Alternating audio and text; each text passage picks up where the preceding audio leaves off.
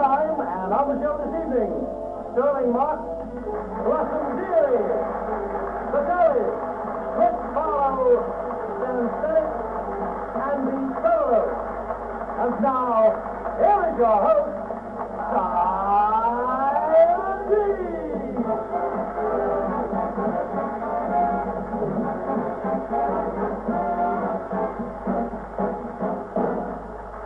Thank you very much, ladies and gentlemen. Good evening.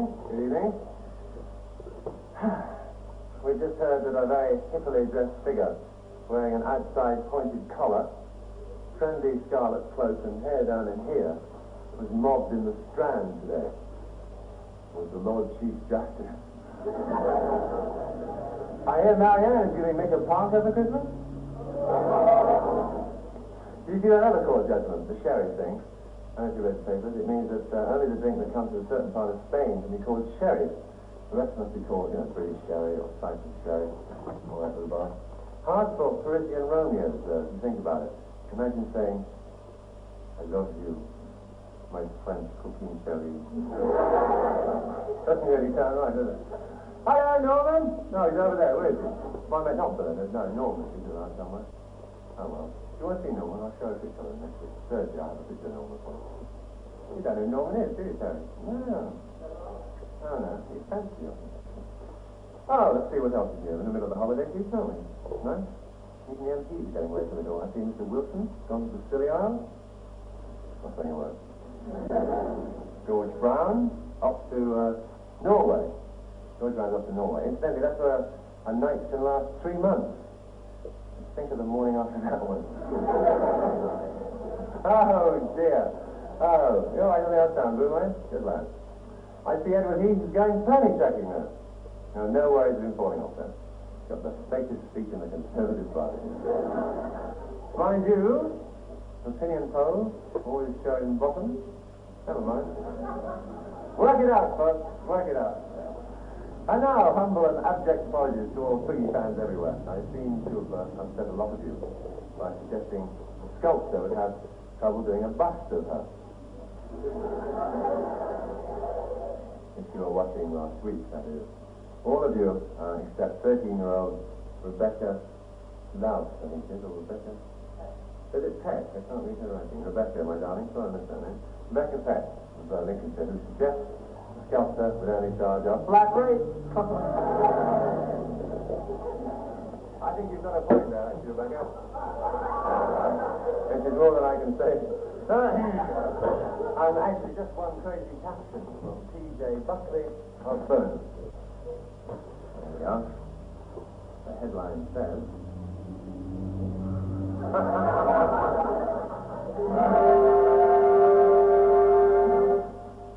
Well, you sure to work it, Tommy? The last time our first tube appeared on the show, the number went straight to number one. And I think the new one will do that despite an insane jury who voted it a miss on Saturday. Actually, I've got a telegram here if I can find it. Just a paper lurking in every pocket. Comes from their manager, Peter Walsh. He says, congratulations, lads. In at 23 enemy shot today. See you when you're higher. Can't be bad, can it? Proving that even the bad times are good. The Tremeloes.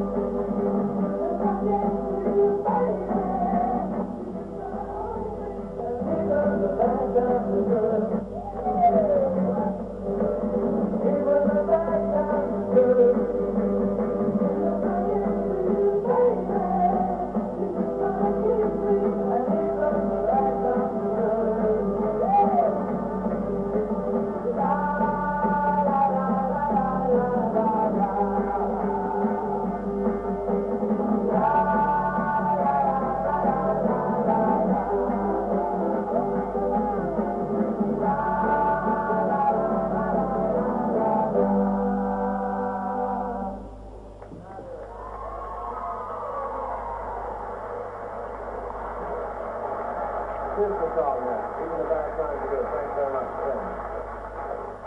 Well, these are two steering wheels from two crashed racing cars. This one, I believe this is the one, almost the racing career, and very near almost the life of my first guest, Stirling Moss.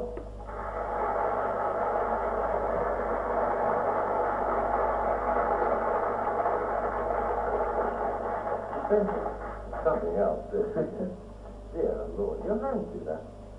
Yes, you don't need to be that strong, because when you have a shunt, and you're doing, you know, as I was at this one about 140, when it started, you're thrown forward, and therefore I hit that bit with my knee, and it's bent it, isn't it? It's much the same as the other. They're not exactly twins, but they're the same Bent your knee too, didn't it? Anyway, yeah, I did break that as well, but enough of scratches. We'll talk about that later, mate. How many races have you had, Stirling, altogether? Oh, I don't know, about 456, I think. And one, what percentage of those? Or isn't that a true analysis? Well, yeah, I mean, I don't know, I think I won about 200, or I placed first, second, third in 220 or 30, I don't honestly know, I never really kept notes. Of all the miles of circuit driving you did, all the people you met, who and what do you remember most of your career? I would say that the things one remembers, obviously, are accidents, and you remember things that follow accidents or before accidents, but of people, well, you meet an awful lot of interesting people. I mean, I met King Hussein once, who I was very impressed by King Hussein. I must admit, he struck me as a tremendously courageous man, because to me, courage isn't going fast. I mean, it's a case of knowing what may happen, and I think that King Hussein must realize that he's in a very precarious position, and he struck me as a very courageous man. But can you remember a race, apart from the ones that you sang? How about the ones that you enjoyed most winning? Yeah, well, the one I enjoyed most, I suppose, was the Media, or enjoyed winning most. It was a race I never thought that I should win, and I hated the race, and I happened to be lucky enough to win it in 55, and I can tell you the relief after 10 hours. 10 hours? 10 hours and 7 minutes or something. We were so great, though, because I came in and I was happy that I got home, and then I had to wait 20 minutes before I realized that Fangio hadn't beaten me, because we started off staggered. And 20 minutes later they said, well, you know, you've done it, Fangio's not in yet. Therefore, obviously, I had to have beaten him by whatever it was after that time. And that, for me, was a great exhilaration, because I never expected it. No. You know, I mean, because you go the whole way and you don't know where you are. To an onlooker, I think racing, I don't know what you've done about that. I think racing is fundamentally a very clean sport. There's no chance to cheat really, because, you know, the fastest guy gets there. Or am I wrong? I mean, well, you're right and wrong. There's never any dirty driving, as much as if you're going into a corner and another man's with you, you would never take his road if you know it's going to cause him problems. But, don't they? Well, it depends what you call cheat. Playing, gamesmanship. If I didn't do that, I wouldn't have won any races. You know, you have to fiddle around. Oh, well, this is the old bit like gamesmanship and cheating. Well, I remember one race in Cuba, which demonstrates this, I suppose, that I happened to be dicing with Maston Gregory in two Mazdas, and it was a long race, 500 kilometers, 300 miles, and so I was in the front, then he went in the front. We're, you know, going along, and we thought it was a long way to go for the race. Well, then they suddenly put out, halfway around the circuit, the red flag, which means complete and immediate stop, race over. We're not allowed to do this, except by the class, of course, at the start. So we slowed up, and then we went through, and there was a big mess on the road, and then as we came round, we obviously went round slowly, I saw the start line, and then shifted into second gear and stood hard on it, and Maston did the same thing, but a fraction later, so I beat him over the line. So I was officially the winner. Yeah. Although he'd been leading, he said, well, I won because I was in the lead when they gave the red flag. I said, no, you weren't, because it was the wrong red flag. So what do you do? I mean, this is gamesmanship, I reckon. Who got the bread, the money? Well, we split it, actually. We were very gentleman about it. I said, all right, Maston, don't let's argue. We'll take it all first and split it. That's what happened. Can anyone become a racing driver? That's a cliche question, but can anyone decide to become a racing driver? If he has the potential, I would say yes. It's like, can anybody sing? Can anybody act? Yes, if they can act and can sing, then there's a possibility of it. But it requires a lot of training and a lot of experience. And you can only get experience by racing. Yeah. And it is an expensive thing to do, and you make money. Yeah. Yeah, I mean, how much a week would it cost X out there? X is watching, he wants to be a racing driver. What's going to cost? Mr. X, I would suggest you don't do it, because it's going to cost an awful lot. I mean, a car can cost £10,000. Have you got one? Well, if they haven't got one, if they have, they want an engine. Their engine's about $5 grand more, and that's box, you know. Never mind. I'll back on that in just a second. Let's have some more music. This time from a group who are really local. Maureen Chapman from Cheadle Hulme, Francine Rees from Wythenshawe, down the road, Liz Delmain from Leeds, and Harry Farlowe. The group's called the Dollies. So I'm a bit worried about Harry. Anyway, here they are to sing a Kind of Hush.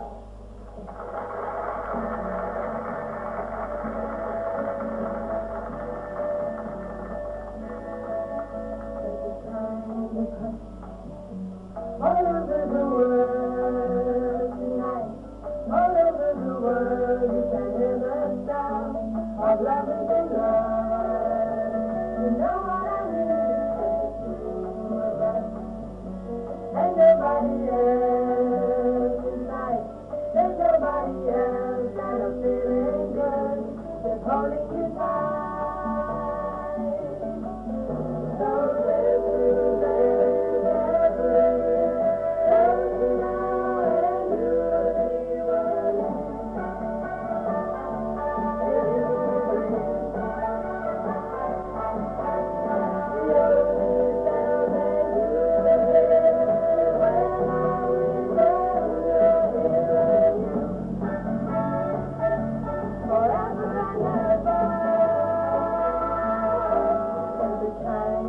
touch. All over the world tonight, all over the world, it's under the sound of lovers in love. La la la la la, la la la la la la la, la la la la la, la la la la, la la la la.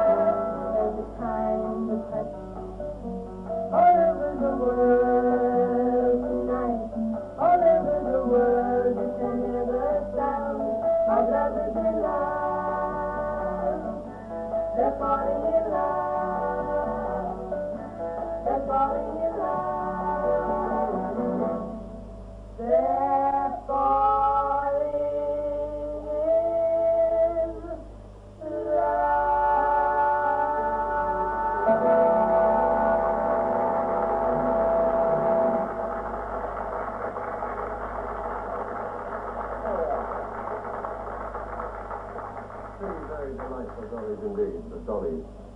Never mind, he looks very good. Kind of hot.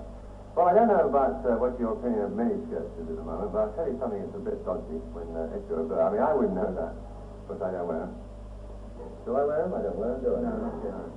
Not yet? What do you mean not yet? It's very hard to find things to wear with miniskirts. I don't think you've ever sort of thought about that. So, as my introduction to this next sort of bit, let me just ask you a question. What time is it? Now, you say it's upside down time. Thank you. Quick as a flash, because you're fast. And you're quite right. We'll pull out a fraction. And you'll notice it's lurking on a limb. Get off. Get back to your instrument. All right, let's see who it is, ladies and gentlemen. Here we are. Welcome to the show, Diana. Diane Westry, ladies and gentlemen, Miss Great Britain. That's 3 years ago, was it?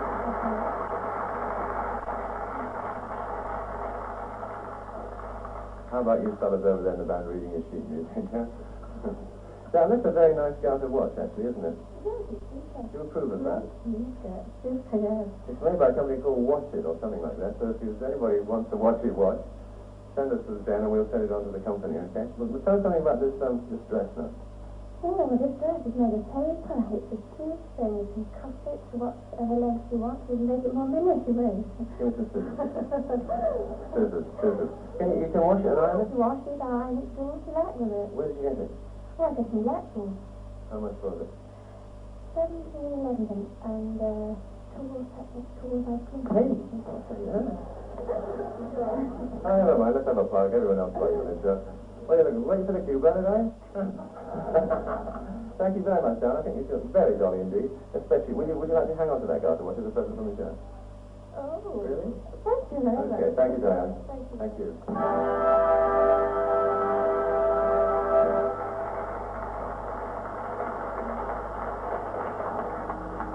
Very nice indeed. That was all very nice. Driving Talent was a radio program from Cardiff called Welsh Rabbit. And I think I might have been saying people like Gladys Morgan, Harry Seacombe and David Hughes all perfected their talents there. And so did my next guest. Singing Life Gets Tedious. Are you ready, Stan Stennett?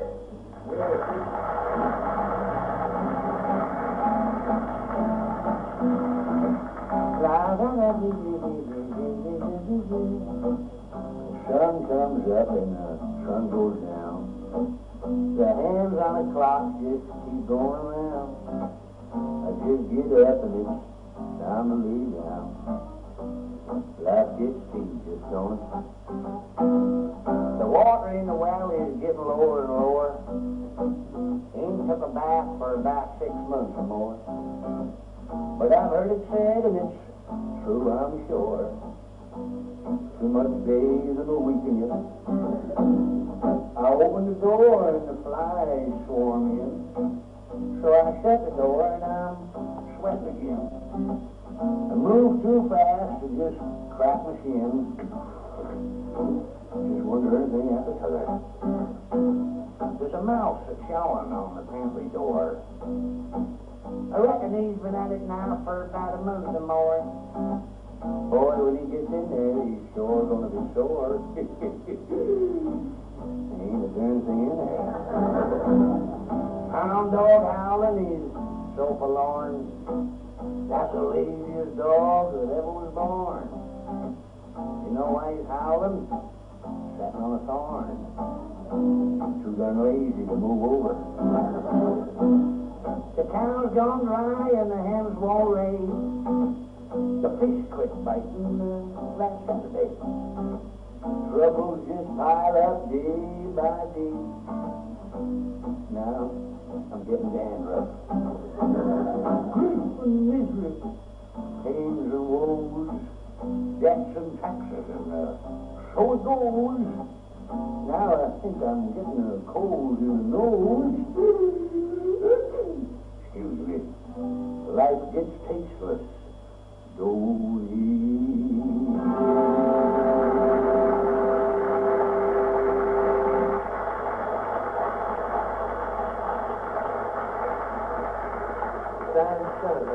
Stan, come over here and talk to us. Coming over, You know, Stirling and George. How are you, Sterling? Sit down and drink that Oh, hey, man. Oh, yes. Is that your good side? That's my good side. Well, if I got a good side, that's my good side. Thank you for coming in. You flew up here as usual. I did, yes. So I got the aircraft as well. I know. I must put yourself with you. This morning we met Stan on the camera at Ringway Airport, Yeah. Manchester Airport, and he took us up in his plane to find out what it was all about. Turning face back now. This is the leg before you land. Hey, you're turning this aircraft, aren't you? Oh, you're turning it. Am I really? Yeah. I'm just steadying it, see? Now, straighten up a bit now, and we get the undercarriage down now. Down go the undercarriage. Just hold it a minute there. Drag that,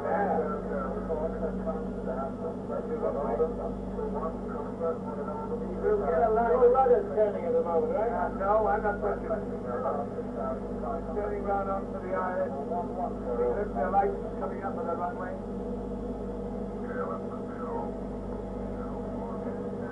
Yeah. I'm only steadying it for you, that's all. Now, we're on final now. I'll let you land this. I'll land it with you. We'd like you to land it with me. What a fantastic feeling. I've never actually seen it like this before. Isn't that good? Thank you very much. I want the grey hair.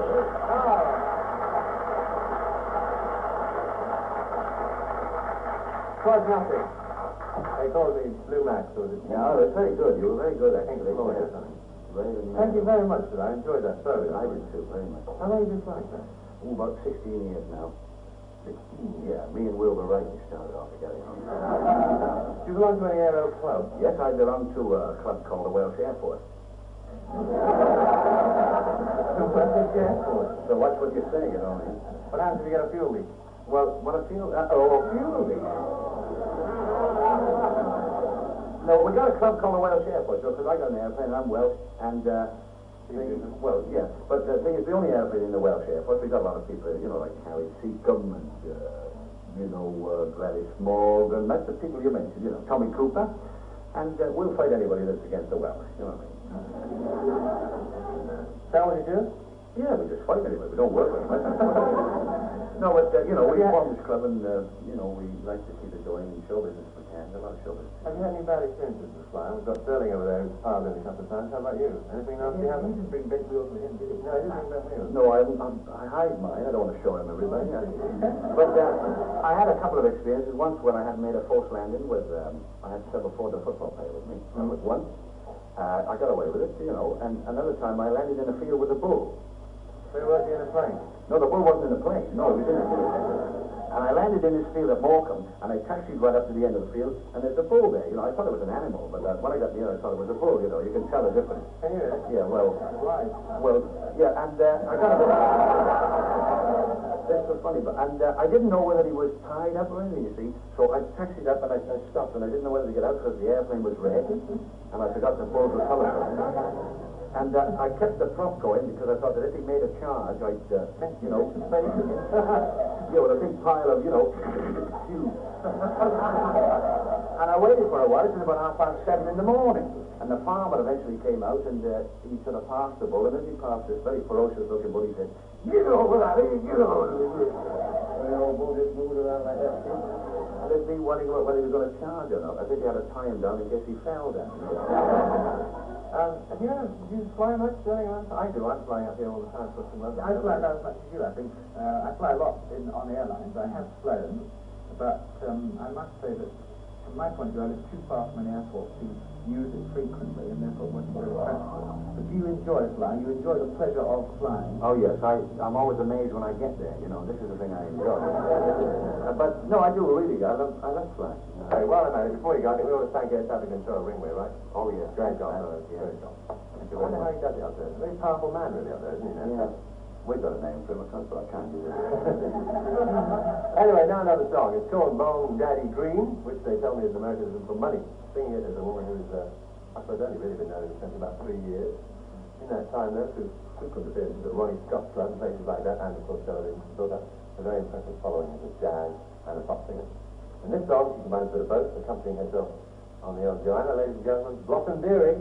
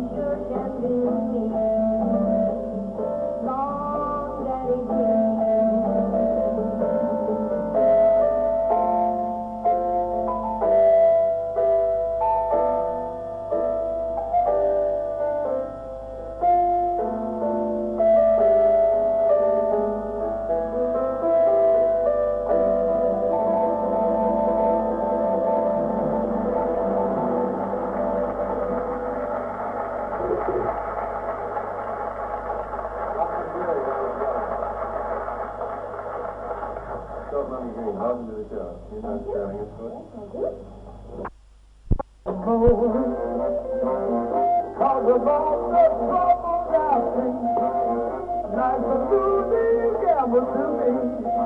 I tell them more than morning, every morning by morning. I'm alone, I'm crying the blues. I'm so tired of paying my dues. Every morning by morning. Oh Lord, I'll tell you.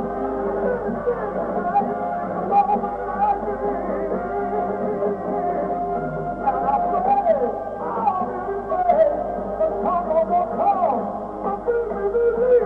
got to leave 'cause I'm moaning. And I'm crying, oh, crying the blues. I'm so tired of paying my dues. I tell the boys I'm moaning. Oh, I'm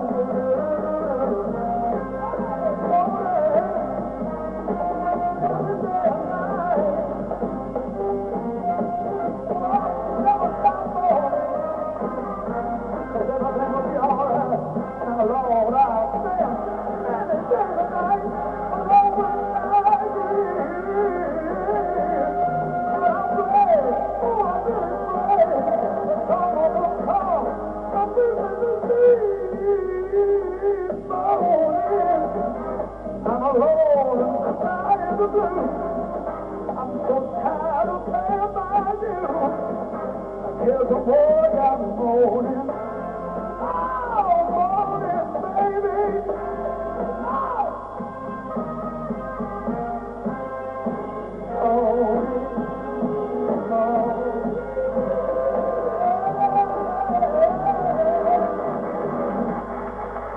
Chris Farlowe, morning, ladies and gentlemen. That's where we have to leave it for tonight. Thank you, everyone, for coming on. Just heard that, I think it's Muhammad Ali is the next Miss World. He's going to bow down to Mecca all the time.